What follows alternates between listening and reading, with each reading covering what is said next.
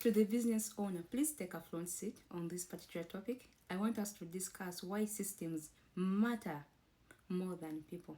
A disclaimer, please understand this clearly without confusion. It's not that you don't need people, but I want to show you why this system matters.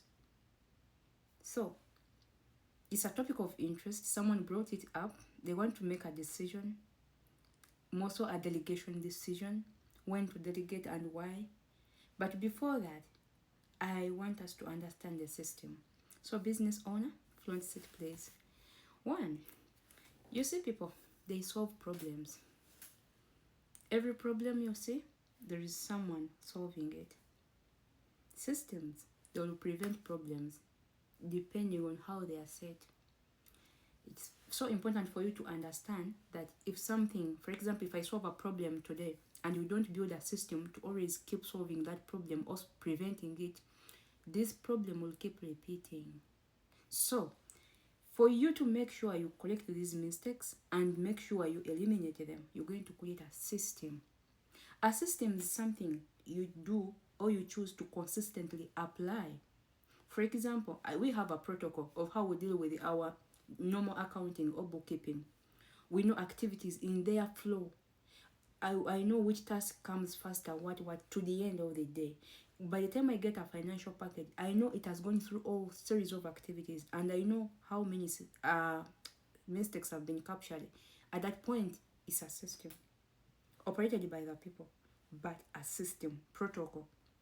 So I want you to understand we need these people, but we need systems more. I want you to know systems create consistency, but people are variable. People create variability, they are always variable. Sometimes people will work better depending on seasons or moods or activities that are going on in the organization. I've seen someone who is very productive in summer, very happy, very productive, like they are always on top of everything. But in the winter, they're always sickly. Not to say that they are always sick or to sit in a negative way, but I'm trying to show you how valuable this performance is. And I want to show you how important it is for you as a business owner to have a system at that point. So, you want to know that we are human beings, we get tired.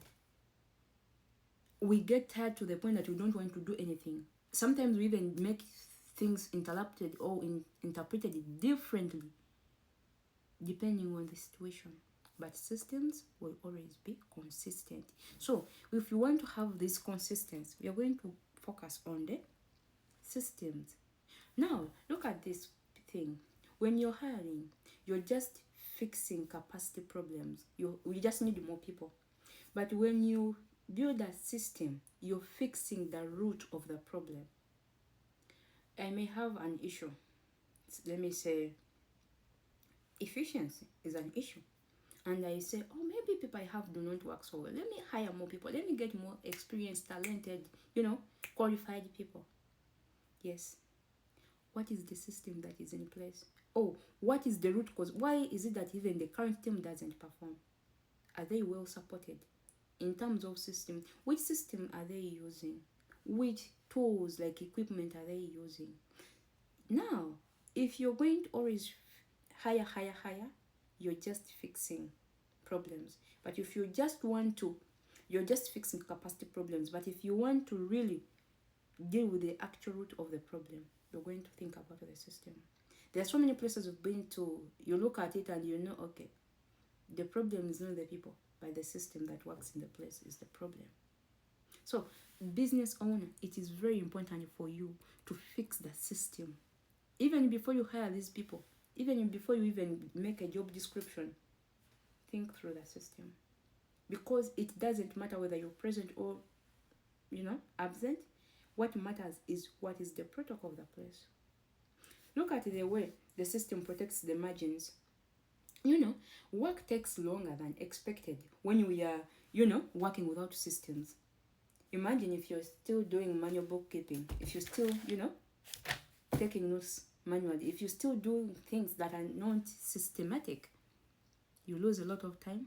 And most of the times you're tired without results, more so frustrated. So, that's how the system in place. These systems, they'll help us to track time and efforts. We shall reveal true clients' records. We shall know, we shall even be able to assess the performance. I've been seeing a lot of challenges. When you talk to staff, they complain so much. Where you evaluate performance based on, you know, just people, you don't have a system in place. Most of the times you don't have, a good background, a good basis for you to judge this performance. But if you have a system that tracks time, that tracks performance, the results, targets achieved, tasks completed, you are likely to make a better decision. And when you're appraising someone performance wise, you know this person is really worth it. They have done all this. But if you don't have a system in place, you probably come and you always find somebody who comes in earlier to work, but okay, they come earlier. You normally see them around. What do they do when they're around? What are the results? So I'm trying to show you that this system will help you so much when it comes to issues of performance. Also, this system helps you to turn data into decision. Now, business owner, take a front seat again. You're fond of making decisions based on who says. I've seen this. You're likely to make a decision based on who brings it up, or support something based on who brings it up. The issue is lack of system. If you have a system in place and someone brings up a proposal or an idea, subject it to evidence, to facts. Look at the system, look at the details, the data you have. Use the data to make a decision. If you're going to only depend on people because this is a work buddy or somebody who feels closer, like you are in good terms, you're likely to always okay or approve whatever they are saying, but that does not mean whatever they are saying is appropriate or right or the best for your organization. And now this helps you to avoid emotional decisions. You're in good terms with ABCD, so you make decisions based on that. And so many people know, oh, if you want this to work, you go through this person. They'll always ship in a lot of things that may not necessarily help you.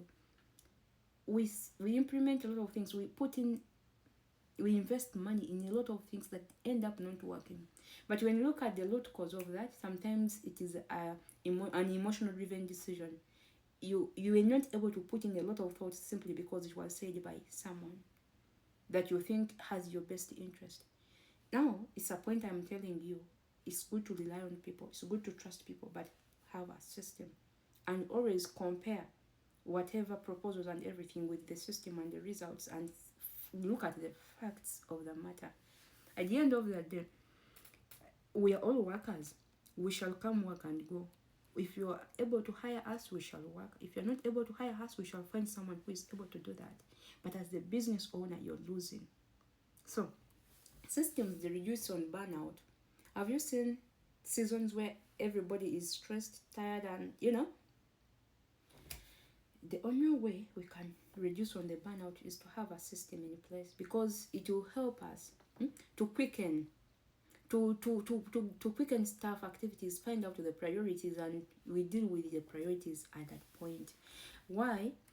If you don't have a system, you'll keep like redoing stuff, reworking stuff, even if it's not a priority. It's like firefighting all the time.